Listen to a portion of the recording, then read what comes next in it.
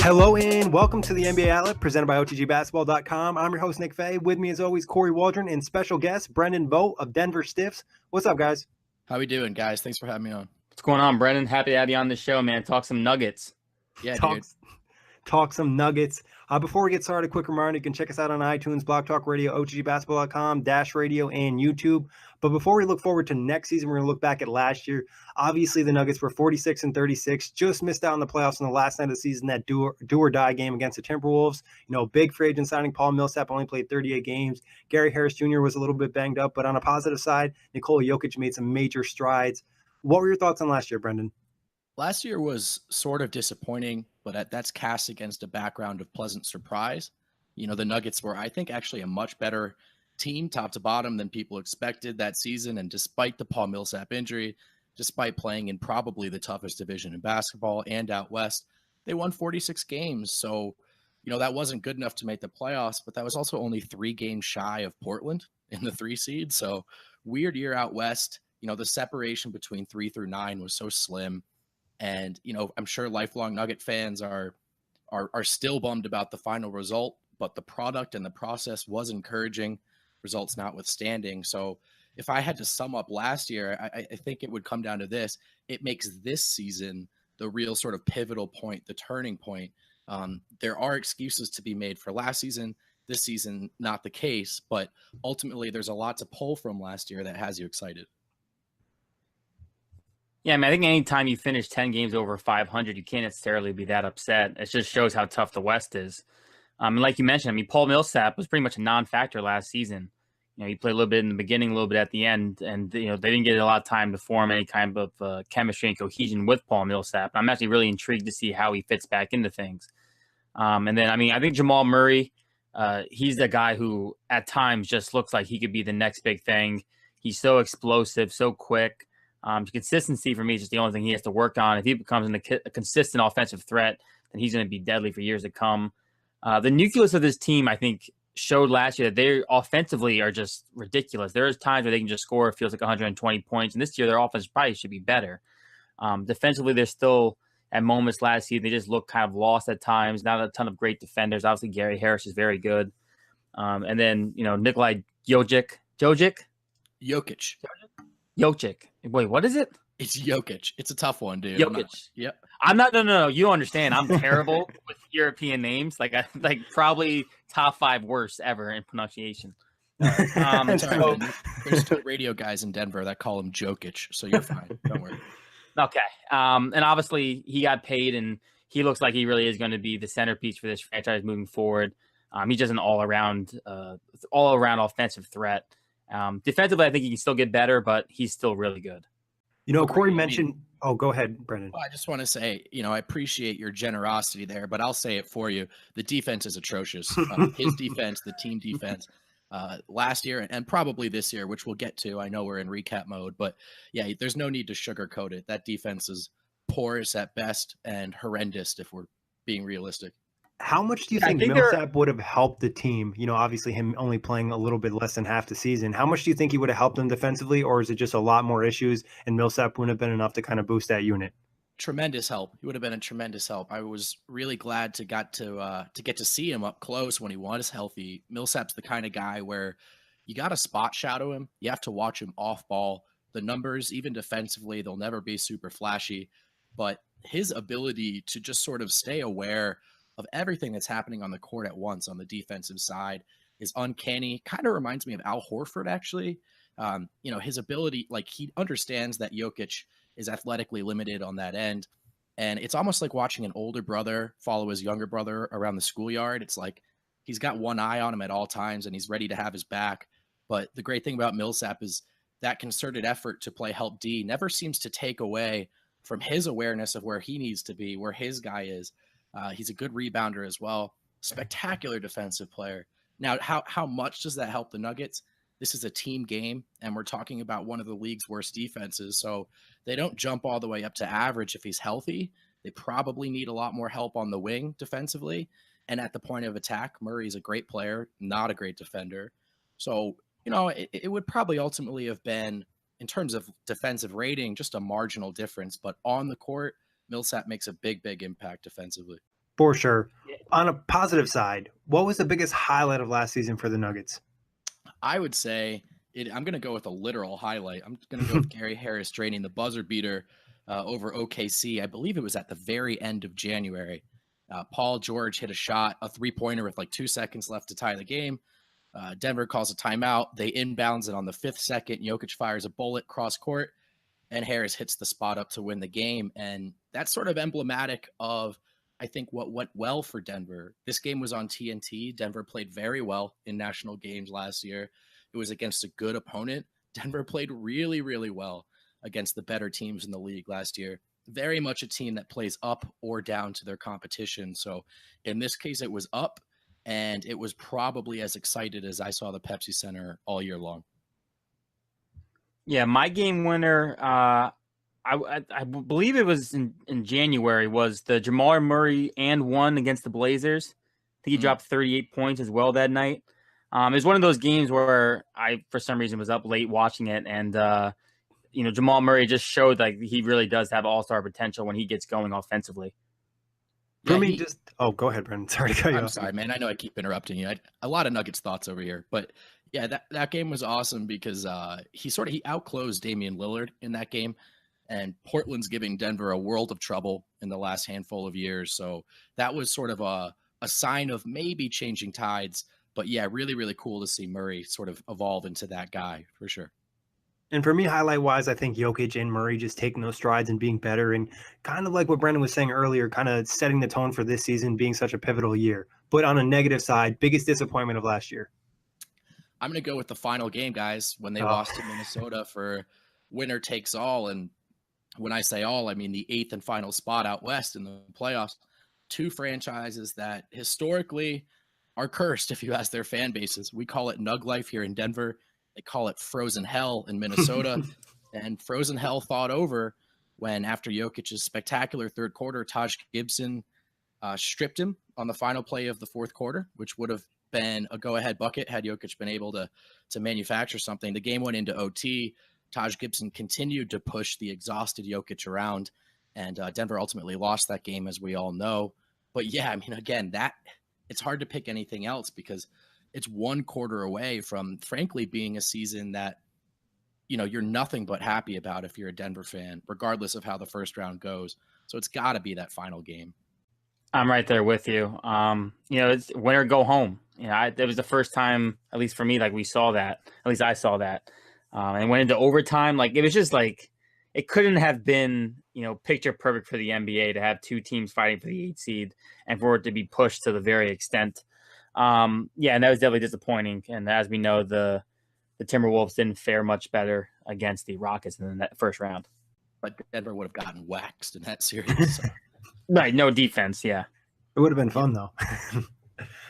For me, I'm going to be a little bit different. I agree, though. That's probably the biggest disappointment. But I think overall, Paul Millsap being that big free agent signing and him being injured and not able to help that team. And like Kory mentioned, he never really got fully in groove and got that chemistry down. Obviously, it was a big help on the court when he was there. But I think I'm expecting big things this year. On to this year's rankings, though. The Nuggets are coming in at number 11. This is via the OTG staff. Is this fair, too high, too low? What are your thoughts? Well, again, going back to how tight things were out west last season, if your options are fair, too high, fair, unfair, or too high, too low, or fair, excuse me, it's hard to kind of say anything other than fair in terms of how these teams are bunched together out west. The difference between 3 and 8, again, will probably come down to a game or two. But I'll take one issue with where you have the Nuggets, and that's one spot below the Pacers. I certainly get it. The Pacers looked really good against the Cavs last season. I like the Tyreek signing. A lot of reasons to be really pumped about what Indiana's got going on. And of course, they're in the easier Eastern Conference. So does Indiana have a better chance of a more successful season? Hands down. Are they a better basketball team? We'll have to wait and see. I think the Nuggets have a chance at being top 3. Honestly, guys, maybe even number 1 offense in the league. But that defense is going to be a problem. So we'll have to wait and see there. Ultimately, I'd say your rankings are fair. If I had to nitpick, though, I'd probably have them above Indiana. And then I'm also looking at the Lakers. You're right to put the Lakers anywhere you want, 1 through 10, because LeBron, Raymond, James, end of discussion. But just in terms of roster, up and down, total depth, I actually like Denver's a little bit more as things stand right now. Of course, LeBron James is the exception to every rule. So I'll go with fair, guys. Yeah, I think they're pretty fair. I mean, you can definitely do some nitpicking because of the conference difference. Being a Pacers fan, I think the Nuggets always give the Pacers trouble, Ashley. The last couple of years, because their offense is just so high powering, Pacers can't really keep up with it. So I think it's fair, but I mean, I wouldn't. If you wanted to flip flop the Pacers and then the Nuggets, I wouldn't lose sleep. Yeah, you guys are pretty spot on. I think fair with the potential to go up a few spots. That offense is going to be super stacked. And like Brennan said, it's really the defense. What are we going to expect from them? But on to this year's additions. We'll start with the draft. Michael Porter Jr. fell to number 14 overall. Some people had him as the best offensive player in the draft. Obviously, that back is a big injury concern. What are your thoughts on getting Porter at number 14? Well, it's a steal, right? I mean, we all know that it's a big risk that Michael Porter Jr.'s had 2 back surgeries now. The risk profile around a player like that changes the later you get into the draft, right? So do you draft a guy with that much risk at 1 through 5? I don't think you can. 5 through 10, probably not. All the way down at 14, I mean, the chances that you get a star or a guy who's going to be a long-term fixture in your rotation at 14 aren't that high to begin with. And Denver really likes their young core. And frankly, they're 1 star wing, 1 more true star away from flirting with, that title contender status, in my opinion. So you take a swing for the fences all day long at 14. Does that mean I feel great about his chances of developing into that star? No, there are a lot of ifs, and the medical stuff is at the top of that list. But again, I don't think any team would be sitting all the way down at 14 and think, I can't take this guy. I mean, maybe the Clippers, they pass on him twice, but the Clippers don't know what direction they're headed in. Are they trying to compete now? Are they trying to rebuild? They're stuck trying to toe that line, it appears. So I think they wanted guys who can help them sooner rather than later. Just about every other team would have taken MPJ that late. So I love the pick, guys. Yeah, I mean, I was wondering who was going to take the risk on him. Obviously, when it got to like pick 12, I was kind of like, well, there must be something that I don't know, to which everyone is still passing on this guy. And then, when the Nuggets got him, I think I was really ecstatic on Twitter. I thought, like, wow, like, just look at how this team could look if Michael Porter Jr. is healthy. I mean, this team would look ridiculous on paper. And obviously he had a back surgery already. We have to see how he comes back from that. But I still think it's a good pick. Why not? You were, right in the middle there in the draft selection. And this was definitely, if healthy, the best player available. So I don't dislike it. I think it was a good fit. Yeah, the way you kind of laid it out, Brendan, I think was spot on. The fact that, 1 through 5, you don't take a guy like this. 5 through 10, you maybe do it. And then after that point, it's like, why not? In that part of the draft, everybody's kind of an unknown, and maybe you get one of these guys that could end up being a star and really boost this, young core to another level. But what do you expect to see from Michael Porter Jr. this year? Do you think he'll get on the court, or it'll be a full season, no playing time, or maybe some time in the G League? Man, that's the $1 million question. Michael Porter Jr.'s camp, his people, family, trainers, agent, they'll tell you he's healthy, he's ready to go. They want him to go season 1. I don't know for sure how Denver's feeling. I've had certain conversations that have made me lean towards he's not going to play. And I've had some conversations that lean me in the other direction. I really don't know. I'll tell you this. I can't foresee him being a huge factor right away this season. And, when you look at the position Denver's in, I'm not sure he really needs to be. Obviously, it'd be great, icing on the cake, found money, but they're trying to make the playoffs. They've missed the playoffs by 1 game for 2 seasons in a row. The last thing on their mind right now is, man, how do we get our rook some minutes? If that falls into place organically, great. But I don't think you can be too concerned with, Michael Porter Jr.'s development is secondary right now to ending this playoff drought. What do you expect from Porter, Kory? Anything, or? I mean, I really don't know what to expect. I mean, we have to see how he comes back and how soon he comes back. I feel like they're going to take it really slow. Obviously his injury is different than the knee injuries like a guy like Harry Giles has had, but the Kings have been really precautious with him, and I expect Nuggets to be the same with Michael Porter Jr., especially when it comes to the back. Once the back starts to go, it tends just to go downhill from here. So I think they're going to want to take their time to make sure that when he is coming back, that he is, fully healthy and good to go. Yeah, slow process, definitely building up those muscles back there, ironically enough. In the second round picks, Jared Vanderbilt, Thomas Welsh. What are your thoughts on these guys? Do you expect them to see time this year? Jared Vanderbilt is a name to keep an eye on, guys. Denver was really high on him. Five-star recruit out of high school, player at Kentucky, obviously. He got injured, and we know how Kentucky does things. So much talent. You're not always going to get your minutes, get your time to shine. He might in the NBA. Think of him as maybe a more skilled Kenneth Faried, who we talked about last time, Nick. He's that energy guy. He's going to be a monster on the boards. His rebound percentage in college was 25%. Ooh. That's 1 in 4. That's like my chances of losing my wallet when I go out on a Friday. Very high. Dennis Rodman like. So Denver actually traded up to get the injured guy. He's got coming off of a foot injury. He's been walking around in a boot since he got to Denver. But they traded up to get him because they believe if he's healthy, he is a first-round talent. And more importantly, he's the type of body that we see having an impact in these modern playoff series, right? Those long guys who are switchable 2 through 4, 1 through 5, ideally. Of course, it never works that way. And so if you look at Denver, they don't have those types of bodies that are so prevalent in these series, the types of bodies that Danny Ainge is trying to draft year after year. So this is a guy that they believe can be a real difference maker for them. The question is, will he be healthy? Thomas Welsh, I like the pick. It's like I believe he was the 58th pick in the draft. So Yep, 58th. Yeah, so let's keep our expectations tempered. Good chances we never really hear from him or talk about him again. But they've got him on a 2-way contract. So if Jokic rolls an ankle, if Mason Plumlee hurts his midsection again, there's a chance we see Thomas Welsh play. He can space the floor. He's a much better rebound than he looks for such a frail, nerdy white dude. But, does he have a future in the NBA? 58th pick, probably not. So keep your eyes on Jared Vanderbilt. Any thoughts? I think Brendan summarized it pretty well. I don't have a ton of thoughts on these guys. Moving on to free agent signing, the most significant one, Isaiah Thomas, 1-year veteran minimum, obviously an elite scorer when he's healthy. The defense is not going to help the Nuggets, but all of it's going to really depend on the hip. What do you expect from Isaiah Thomas? What type of role do you think he'll have with the Nuggets this year? Well, I think the reason to be excited about Isaiah Thomas is you just use the word expectations. It's not, hey, can you help LeBron James win a title?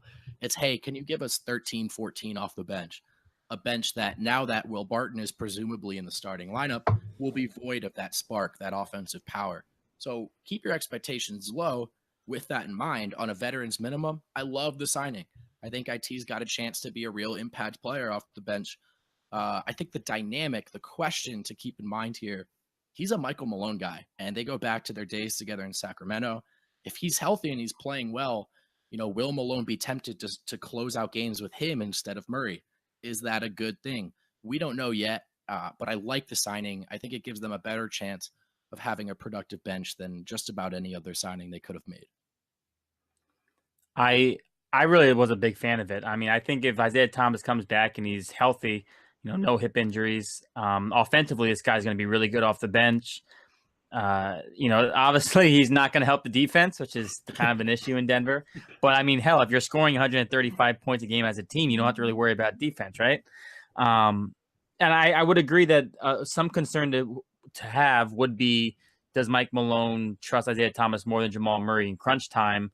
I would hope he wouldn't, only because that also just becomes another defensive liability issue on a team that doesn't have great defense late in games.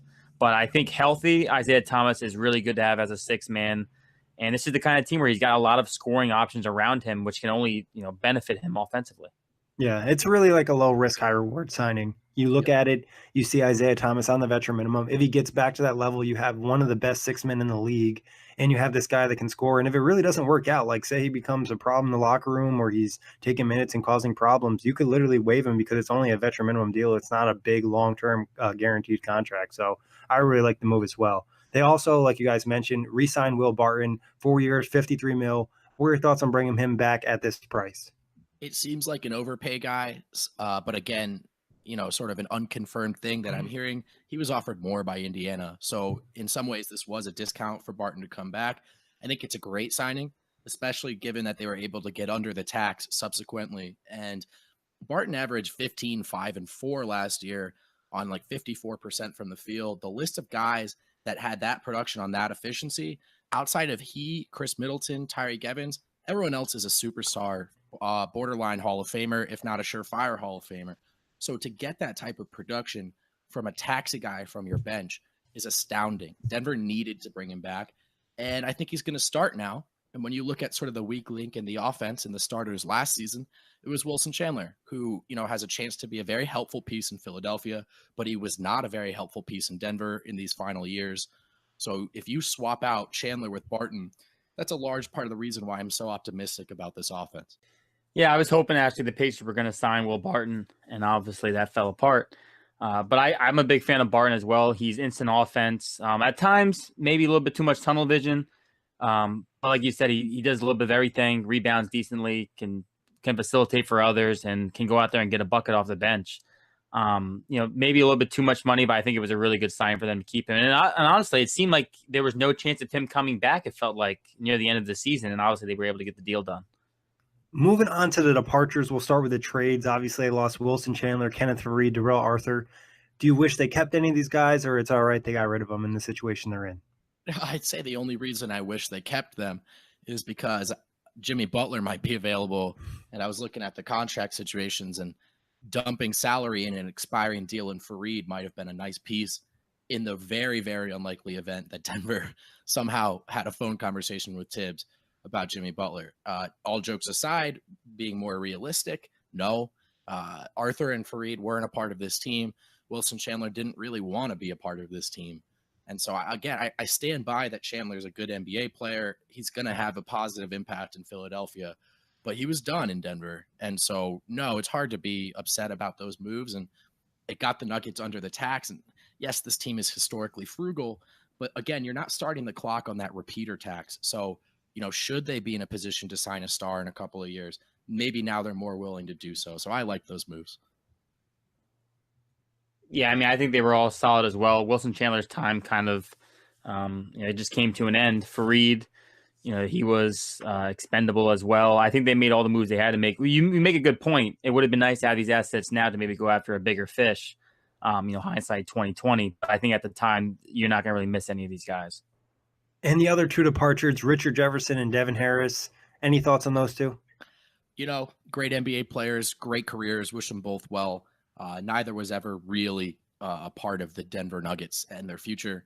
And I think that's mutual. So I wish them well. And they were both really, really nice guys in the locker room. But no, I don't think this impacts Denver in any way. Any thoughts on losing those two, Kory? Yeah, they're good vets to have around. But, at the end of the day, they're not going to have a lot of playing time, so it's okay to lose them.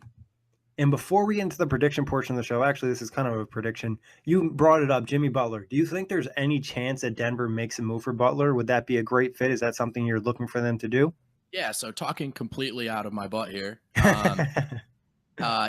So if Minnesota gets really, really desperate, right, and they know Butler's leaving, and they lose their leverage, it's possible they don't get the offer they're looking for. It seems like they lost their leverage. Already considering like the news that came out today, I feel like they're in a really good case for the other teams looking to make a move for Butler. Sorry to cut you off, Brendan. No, I think you're absolutely correct. And so, there are teams that could come over the top with a better offer than what I'm about to suggest. But in the event that Minnesota gets super desperate, Michael Porter Jr. is an interesting name here because there's enough upside there that for many, if you look at a star walking, this might be your best chance at bringing another one back in. And whereas if you're Denver, the risk of Butler not re-signing and you losing MPJ, well, look, let's be real. There's a lot of risk around MPJ already, and you weren't expecting to get him at 14. So is an unprotected pick, is Michael Porter Jr. and Mason Plumlee just to make the money work? Is that enough? Probably not. I would hope that Denver is at least making the phone call, though. And as long as Jamal Murray and Gary Harris's names don't come up, I think you should be really seriously considering this. Adding Jimmy Butler to this core, if those four stay in place, you are now, I think, one of the 5 best teams in the league. So I hope so is my answer. What do you think about it, Kory? Butler to Denver?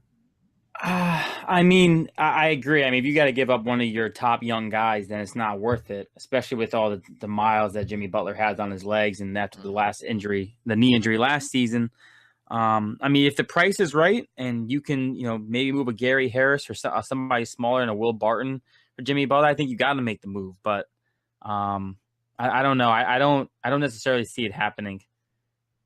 I think this is going to be a storyline that we talk about probably up to the NBA season, up to the deadline. If he's not moved before then, obviously with the rumor coming out that Cat's not going to sign an extension with the Timberwolves until the Jimmy Butler quote unquote situation is resolved. So we'll see what happens there. But back to the Nuggets starters on opening night.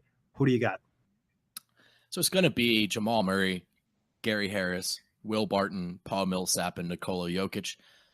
Paul Millsap put it on his Insta story, Snapchat. I don't know, guys. I'm not hip anymore, but it was on social media that he's healthy now, 100% recovery. So those will be your starters. I think the closest thing to a question mark is Will Barton. Michael Malone is enamored with defense and a little more of an old school guy. So maybe there would be games where he's flirting with the idea of starting Torrey Craig instead. But that's not going to be the case. That doesn't make the Nuggets better. The best version of this team is the best offensive team that they can be, and that includes Will Barton at the 3. Yeah, that's the same starting 5 I have going into opening night. Same over here. I think that's pretty much the obvious one. So breakout starter, though. Who's breaking out of the starting lineup, having a big season?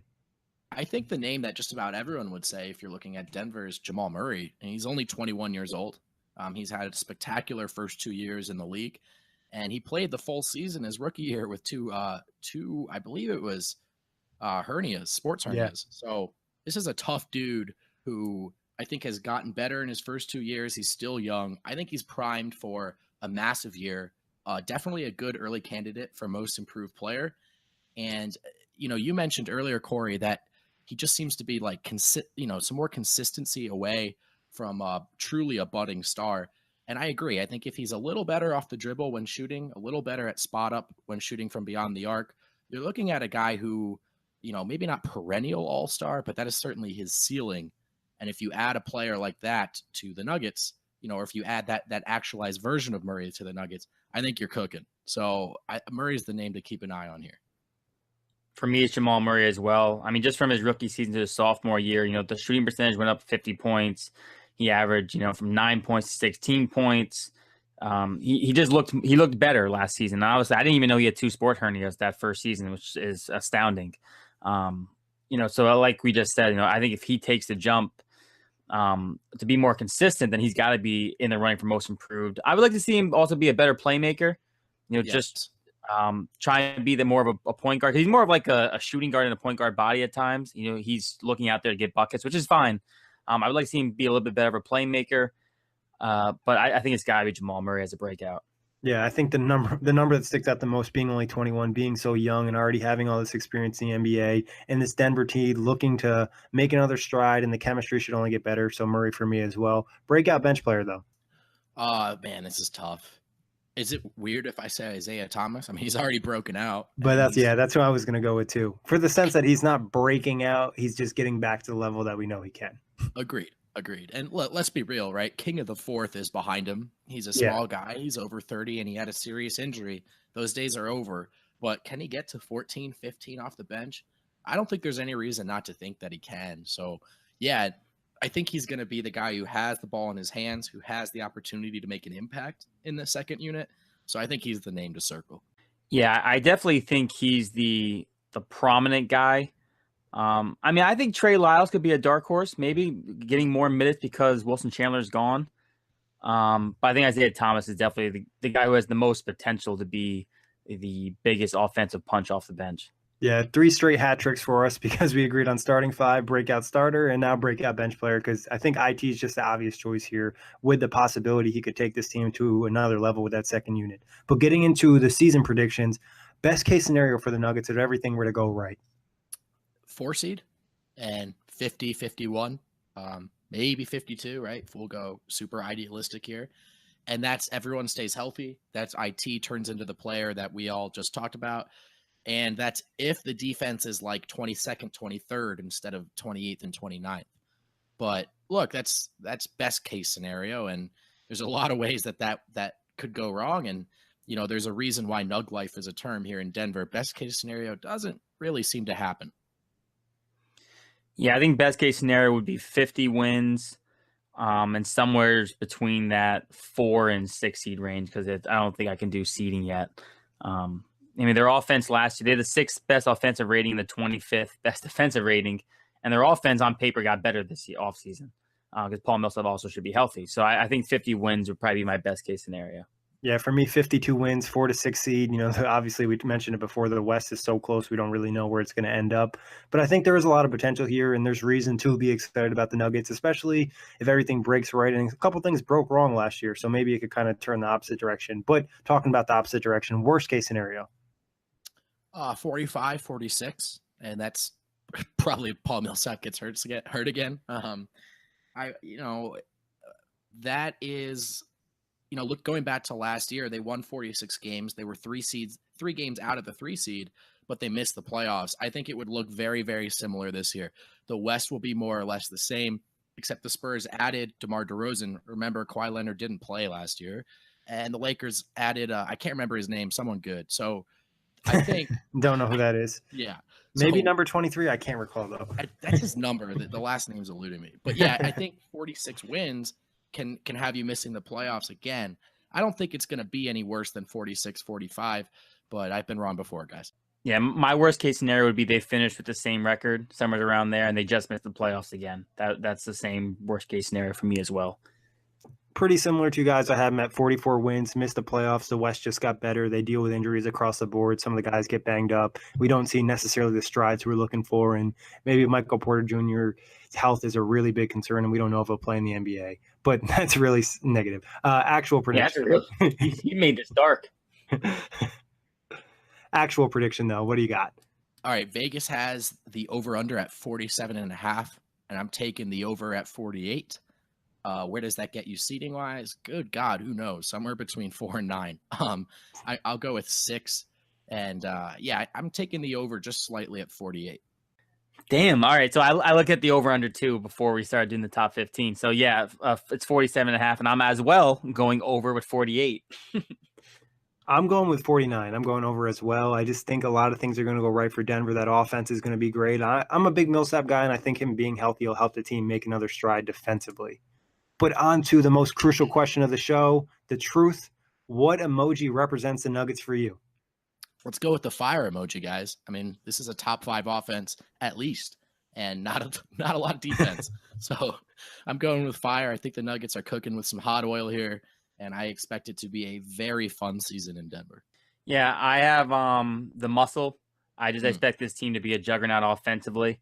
I think they're going to put up, I honestly think this team is going to score over 115, somewhere between 115 and 125 points per game. I just have a weird feeling this team is going to score a crazy amount of points, but probably, give up 120 as well. So I think that's my emoji. Is the fire one's pretty good though. I probably should have picked that. So Brendan said cooking, he said oil in the pan. I got the frying pan for the same reason, because the offense will be cooking all year. I think this is going to probably be one of the more enjoyable teams to watch. And there's just so many different guys in this team that can get it going. And the fact that Isaiah Thomas is there just adds more fuel to the fire. But league pass rating, where do they stand 1 through 10? Oof. I mean, it's got to be an 8 or a 9. And I only leave the 1 or 2 there because room for growth. That's how I was graded in school, at least. But I think there are going to be few teams who are any better or any more fun to watch, I should say, than Denver.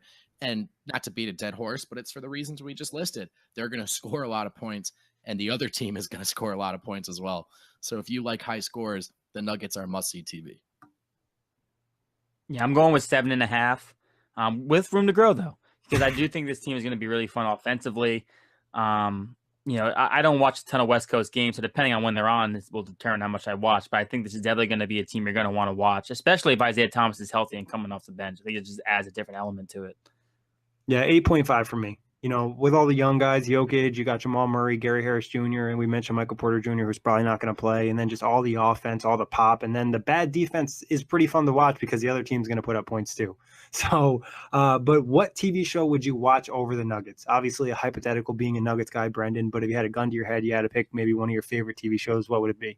All right, it's got to be one of the classics, okay? So it's got to be Breaking Bad, Wire, Sopranos, Thrones, one of those. But the Nuggets they're not the best show out there. They're not the best show on Netflix or anything, but they're certainly better than cable TV. So saving, barring any of those like truly, truly great shows, I'm choosing the Nuggets every time. I'm going with a show that Nick picked, I believe, on the last show, Parks and Recreation. I've watched that show probably 2 or 3 times through. Always funny, but the Nuggets. I feel like the Parks and Rec is like you could watch a random episode and just start laughing, even though it's like you're not even watching the season. But for me, I'm going to go with a personal favorite. I don't know if you guys have seen this, but Person of Interest. I don't know. It's just the type of show that I like, but it's pretty high on my list. So it's respect to the Nuggets. But any last thoughts on the Nuggets you guys have or want to get out there? Well, I just want to say this. I think a lot of folks are surprised to see them getting so much love in the preseason rankings. Kevin Pelton had them 4, Bleacher Report, ESPN have them 4, 5, 6, somewhere in that range. And people who don't watch the Nuggets are flabbergasted by this. And I just want to say that the Nuggets have all the tools to absolutely be as good as they're being predicted to be. Will that happen? Maybe not. But that would be because of injuries. That would be because of how tight things are out west. If they finish 7-8, if they miss the playoffs again, severe disappointment, but this was never blasphemous. The Nuggets really are this good. The question is what wins out here, talent or history? And I'm hoping it's the former. Any last thoughts from you, Kory? Just watch out for offense. I do think this team is going to be a lot better than some teams expect. I think they're going to be a really tough out west. I feel like we couldn't do a podcast without mentioning, a hard question about Nikola Jokic. So what would you say, Brendan, is his ceiling? What is like the ceiling of the season? Best case scenario could happen, maybe a stat prediction. What are you expecting for him to improve on this year? Well, if he adds a left hand in the post, he's going to be damn near unstoppable. Some shot creation on his own, again, near unstoppable.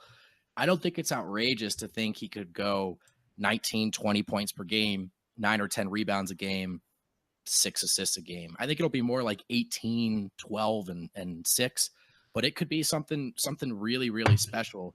As Jokic stands, he's actually already on pace to be a Hall of Famer. I know that sounds blasphemous to a lot of people. The ceiling here is one of the better seasons we've seen from a big man in a long, long time. Any thoughts on Jokic, Kory? You want to give a last chance at pronunciation, or are you good? No, I'm giving up on the pronunciation. I do think he's going to be big time. I mean, obviously, when he came into the league, a couple of years ago, I don't think anyone expected him to be as good as he was. And obviously, he's got the max extension now. I think it's just how far he can come on the defensive end will determine how high his ceiling is. I don't really have a comparison yet for him. Where do you think he'll land in terms of, top centers in the league? Will he be top 2, top 3, top 5? What are your thoughts on him by the end of the year? He's a top 5 center. Give me Gobert, Embiid, Al Horford. After that, we have to see how healthy Cousins is, but I think Jokic is just as good as Karl Anthony Towns, if not better. He's somewhere in that 4 or 5 range for me. What about you, Kory? We're doing the top 50 right now at OTG, and I have him top 30, if that matters. I think they'll like that. We'll see where that list ends him up at. But Brendan, big shout out to you. Appreciate you hopping on. Tell everyone where they can find you on Twitter and find your work. Denver Stiffs. We're at Denver Stiffs. DenverStiffs.com is the biggest Nuggets community on the web, in the world, frankly. So we just told you how fun this season's going to be. There's no better place to get your coverage than Denver Stiffs. And I'm on Twitter at BVOGT422. That's BVote422. Follow along. Can't say I'm very good at Twitter, but I'd like to think I'm good at writing. So there's that. Appreciate you hopping on. And Kory, always a pleasure to talk to you. And thank you, everybody, for listening. You can check out this show and all the other shows and previews on iTunes, Blog Talk Radio, OTGBasketball.com, Google Play, and Dash Radio.